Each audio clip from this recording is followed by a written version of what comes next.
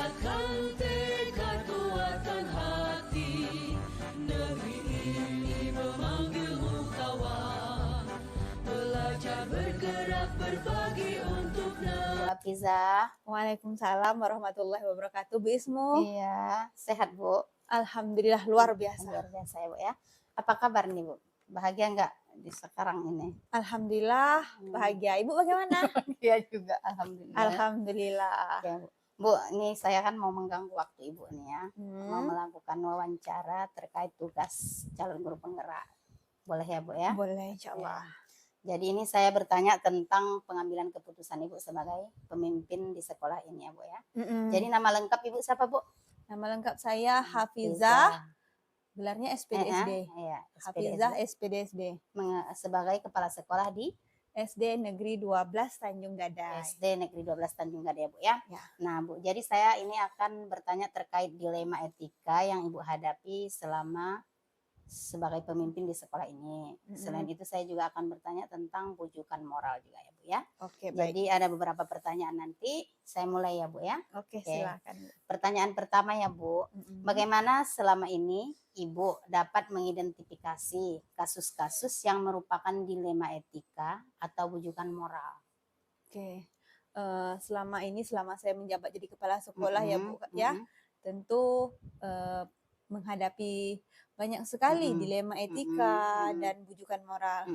Nah, hal yang pertama kali saya lakukan, saya identifikasi permasalahan itu apa. Iya, permasalahan. Okay. Kemudian permasalahan itu apakah tanggapannya dua-duanya benar atau salah satunya salah gitu. Itu yang pertama kali saya identifikasinya dengan cara seperti itu.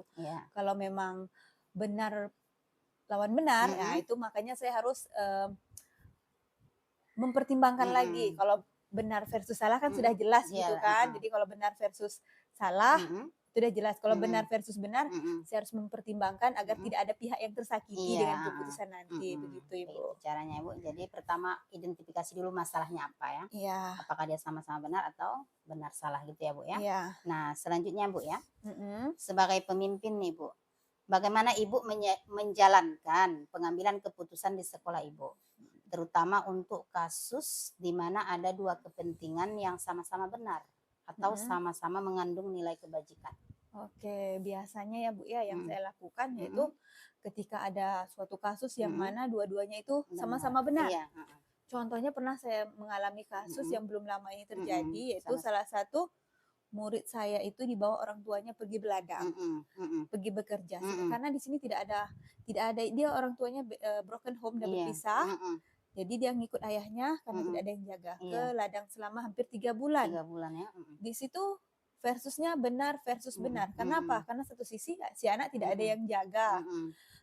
Dan dia di sana membantu orang tuanya karena mencari nafkah.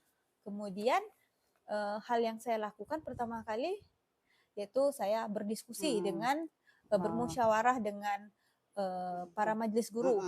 Bagaimana langkah yang harus saya ambil. Sedangkan kan kasihan anak itu gara-gara bukan anak itu tidak mau sekolah, mungkin tapi karena kondisinya yang tidak memungkinkan dia untuk sekolah. Maka dari itu pertama saya akan berdiskusi, bermusyawarah dengan majelis guru dan tak lupa kemudian saya juga akan melakukan kalau masalah itu mentok saya harus bertanya kepada pengawas selaku atasan saya bagaimana yang harus saya lakukan, apa yang harus saya tempuh. Dan yang pastinya sebagai seorang muslim saya meminta kepada Allah agar keputusan yang saya ambil nanti ini tidak merugikan pihak-pihak lain dan itulah yang terbaik untuk semua pihak gitu Bu. Jadi ada tadi ya musyawarah, bertanya kepada pengawas sama berdoa lah ya, meminta apakah ini keputusan yang baik atau tidak, sehingga tidak ada yang tersakiti ya Bu ya. Iya. Bagus sekali ya Bu ya. Nah selanjutnya Bu, langkah-langkah atau prosedur apa yang biasa Ibu lakukan selama ini jika Ibu menghadapi suatu dilema? Oke, yang pastinya seperti yang saya katakan tadi, ketika saya menghadapi suatu problem, suatu dilema atau bujukan moral, yang saya lakukan pertama kali saya pastinya bermusyawarah dulu dengan rekan-rekan di sekolah. Karena di sekolah SD ini tidak ada wakil kepala sekolah, wakil kurikulum, jadi terpaksa saya harus berkomunikasi dan bermusyawarah dengan para majelis guru. Dan kalau hal itu tadi sudah mentok, saya Mm-mm. masih tidak Mm-mm. dapat keputusan Mm-mm. lagi, Mm-mm. saya kembali lagi Oke. masalah tersebut, saya mengajak peran serta orang Mm-mm. tua, Orang komite, tuanya, peran ya, peran pesan, orang tua ya. ya diwakili oleh komite kan, Mm-mm. kemudian juga nasihat dari pengawas selaku Mm-mm. atasan Mm-mm. saya. Ya, nasihatnya Bu ya, nasihat Ya, dari pengawas. ya, Oke. Itu langkah-langkah tadi ya Bu ya. ya. Nah, sekarang pertanyaan berikutnya ya Bu ya. Nah, jadi selama ini Bu, Ya. hal efektif Ibu yang Ibu anggap sudah efektif Mm-mm. dalam pengambilan keputusan pada kasus-kasus dilema etika seperti apa Bu? Ya, yang pastinya kalau kita menghadapi masalah dalam Mm-mm. dilema etika, Mm-mm. yang harus pertama kali kita pertimbangkan yaitu Mm-mm. komunikasi. Kita harus Komunikasi ya. melakukan komunikasi yang baik dengan pihak-pihak yang Mm-mm. terkait dengan Iya. permasalahan tersebut. Mm-mm. Menurut saya itu yang paling penting. Iya Bu ya, Komunikasi. jadi komunikasi itu yang paling efektif ya, Iya. dengan pihak-pihak yang Terkait dengan Iya. masalah itu. Jadi biar kita bisa mendudukkan permasalahannya Mm-mm. seperti apa Mm-mm. dan kita bisa mencari solusi itu Mm-mm. bersama-sama. Berarti komunikasi untuk mencari Solusi yang terbaik. Iya, mencari solusi yang terbaik. Ya, sungguh luar biasa ya Bu ya, jawaban Hafizah nih. Oke, selanjutnya ya Bu ya. Jadi selain tadi kan ada hal yang dianggap efektif ya Bu ya. Selanjutnya hal-hal apa saja nih selama ini yang merupakan tantangan Ibu dalam pengambilan keputusan? Iya, kadang tantangan yang dalam mengambil keputusan nih, Mm-mm. kalau dari udah kita musyawarah, kita panggil orang tua, Mm-mm. wali murid, Mm-mm. kemudian adanya pihak-pihak orang tua atau wali murid itu yang kurang sadar Kurang sadar. akan pentingnya pendidikan itu sendiri. Mm-mm. Orang tua dan siswa itu Mm-mm. tidak sadar bahwa Mm-mm. pendidikan itu sangat penting untuk Mm-mm. masa depannya, Iya. sehingga mereka dengan mudahnya Mm-mm. bisa membawa anaknya atau Mm-mm. tidak ke sekolah Mm-mm. gitu Mm-mm. maksudnya dalam waktu Mm-mm. yang begitu lama. Berarti artinya tantangannya berarti pemahaman atau pengetahuan orang tua yang kurang ya Bu? Iya, Betapa kesadaran. pentingnya ya, kesadarannya, Iya, kesadaran orang tua yang kurang terkait pentingnya pendidikan. pendidikannya. Oke, Selama jadi inilah yang saya alami. akhirnya kita susah jadinya ya kan? Iya, karena komunikasi kita itu jadi tidak Nyambung. tidak nyambung. Tidak sadar betapa pentingnya pendidikan tadi ya Bu ya. Ya. Mereka tidak sadar. Oke, selanjutnya ya Bu ya. Pertanyaan berikutnya. Apakah Ibu sudah memiliki jadwal tertentu dalam sebuah penyelesaian kasus dilema etika ini? Biasanya yang saya alami, Mm-mm. kasus-kasus yang pernah dialami yaitu Mm-mm. saya tidak memiliki jadwal, Bu, Belum karena ya, ketika masalah itu timbul, Mm-mm. langsung kita eksekusi, langsung Langsung. kita carikan solusi secara bermusyawarah Iya, gitu dengan mm-mm. pihak-pihak terkait Mm-mm. gitu, langsung, jadi tidak ada jadwal, Mm-mm. tidak terjadwal. Langsung diselesaikan Iya, gitu ya, iya. jika ada masalah ya. Iya, langsung kita koordinasi Mm-mm. pihak-pihak yang terkait. Iyalah, berarti belum ada jadwal karena kan kadang masalah itu nggak punya jadwal ya Iya, kan? masalah itu tak punya jadwal. Langsung Dia datang selesaikan. tiba-tiba aja, Bu, datang tanpa diundang. Iya. Siapa sih yang mau punya masalah Iya. kan, Bu kan? Betul. Gitu. Jadi nggak mungkin kita ada jadwal nih hari besok masalah gitu kan nggak mungkin ya kan? Kita kan bukan cari masalah, Bu kan? Iyalah Bu. Oke, selanjutnya saya ingin menanyakan nih Bu. Adakah seseorang atau faktor-faktor yang mempermudah Ibu dalam membantu Ibu mengambil suatu keputusan?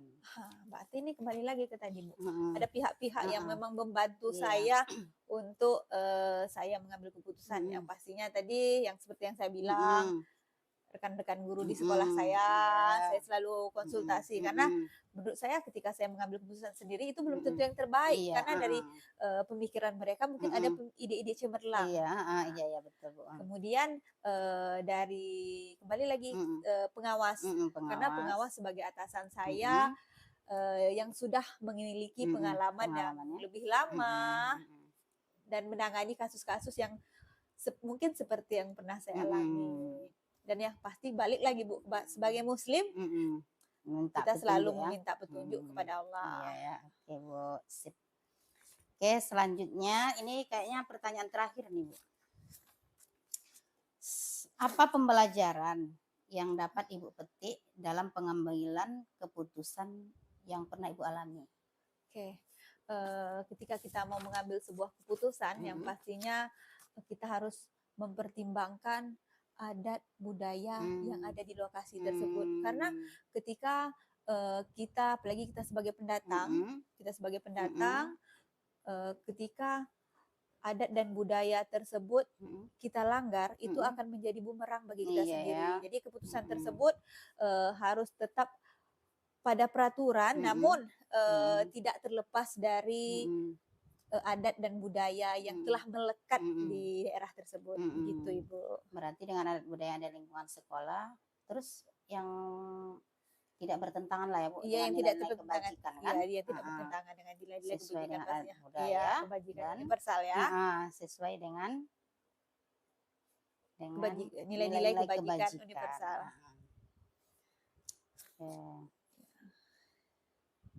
Oke. Nah, jadi Bu sudah selesai nih Bu kayaknya. Iya. Sudah pas semua daftar pertanyaannya Bu ya. Terima kasih ya Bu Apisa sudah membantu saya. Iya, sama-sama Ibu. Jadi Bu, kita akhiri aja sesi wawancara ini. Terima kasih Bu. Hanya Allah lah yang bisa membalas kebaikan Ibu ya. Amin. Terima kasih memudahkan Bu. urusan saya ya Bu ya. Iya. Oke Bu ya. Saya akhiri aja ya Bu ya. Assalamualaikum warahmatullahi wabarakatuh. Waalaikumsalam warahmatullahi wabarakatuh.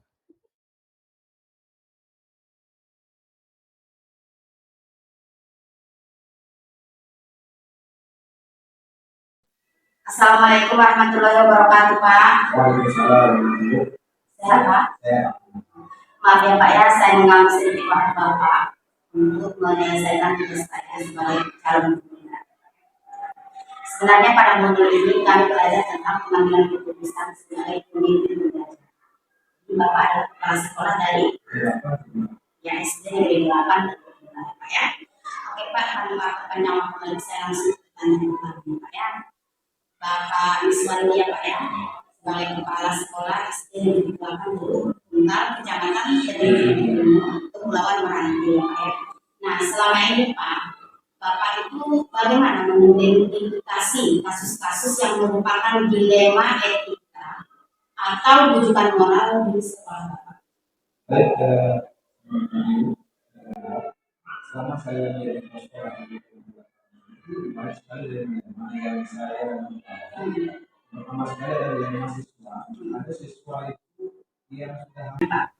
Bagaimana Bapak menjalankan pengambilan keputusan di sekolah Bapak, terutama untuk kasus-kasus yang kepentingannya sama-sama benar, berarti dilema etika Pak, dan mengandung nilai-nilai kebajikan? Kalau mengenai ini kalau kita secara emosional tentu tidak dalam tapi kita punya sosial yang kita berpegang pada pendidikan kita lakukan. Kemudian langkah-langkah apa atau prosedur apa yang Bapak lakukan selama ini untuk mengambil keputusan?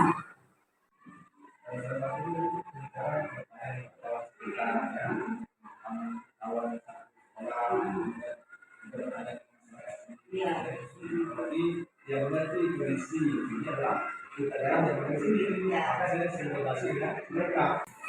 Hal-hal apa yang selama ini Bapak amat efektif dalam pengambilan keputusan pada kasus-kasus dilema etika? Pertama kita melakukan pendekatan pribadi. Jadi pertama pada siswa yang muncul ya. Yang kedua kita musyawarah bagaimana kita bisa memotivasi siswa itu menjadi lebih kreatif, lebih berinovasi, mungkin bukan segi belajarnya, mungkin segi bidang seninya, bidang karakternya olahraga, itu bisa konflik minat bakatnya. Kalau kita tahu, kita akan menanyakan hal-hal yang selama ini merupakan tantangan bagi Bapak dalam pengambilan keputusan. Tantangan yang Bapak hadapi. Supaya keputusan yang itu tidak merugikan satu pihak dan juga tidak merugikan pihak kami. Iya. Kita ada sama-sama dengan selalu kemudian yang jangan cara emosional. Saya ingin menanyakan Pak, apakah Bapak sudah memiliki jadwal tertentu nih dalam menyelesaikan belum ya? Biasa dulu. Memang jadwal itu datangnya setelahnya ada masalah. Ya Pak, adakah seseorang yang membantu Bapak dalam mengambil keputusan? Jelas Bu.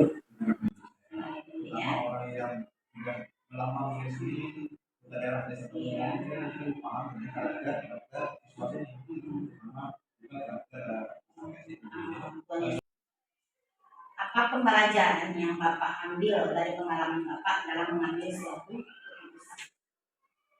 Pada tidak saya menjadi pemilihan menjadi semua langsung yang sebabnya saya sini tidak ada hal miring yang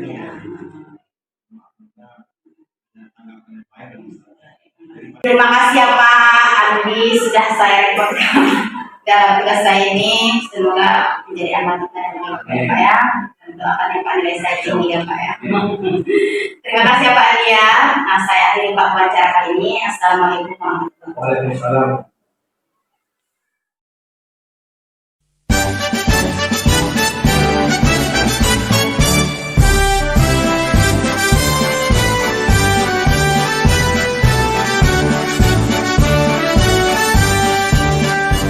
Bulatkan tekad kuatkan hati, negeri ini memanggilmu kawan.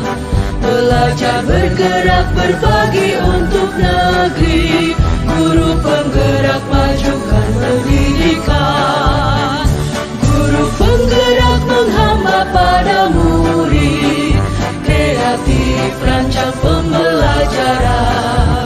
Hargai potensi, tingkatkan prestasi, lahirkan profil pelajar Pancasila. Belajar, bergerak, berbagi untuk negeri, kita menjalin kolaborasi. Belajar, bergerak, berbagi untuk negeri, demi bakti pada Ibu Pertiwi.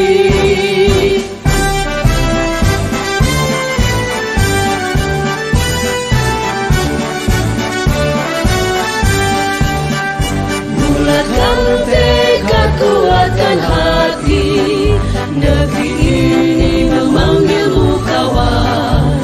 Belajar, bergerak, berbagi untuk negeri, guru penggerak majukan pendidikan. Guru penggerak menghamba pada murid, kreatif rancang pembelajaran. Hargai potensi, tingkatkan prestasi, lahirkan profil pelajar Pancasila. Belajar, bergerak, berbagi untuk negeri, kita menjalin kolaborasi. Belajar, bergerak, berbagi untuk negeri, demi bakti pada Ibu Pertiwi. Belajar, bergerak, berbagi untuk negeri, kita menjalin kolaborasi. Belajar, bergerak, berbagi untuk negeri, demi bakti pada Ibu Pertiwi. Demi bakti pada Ibu Pertiwi.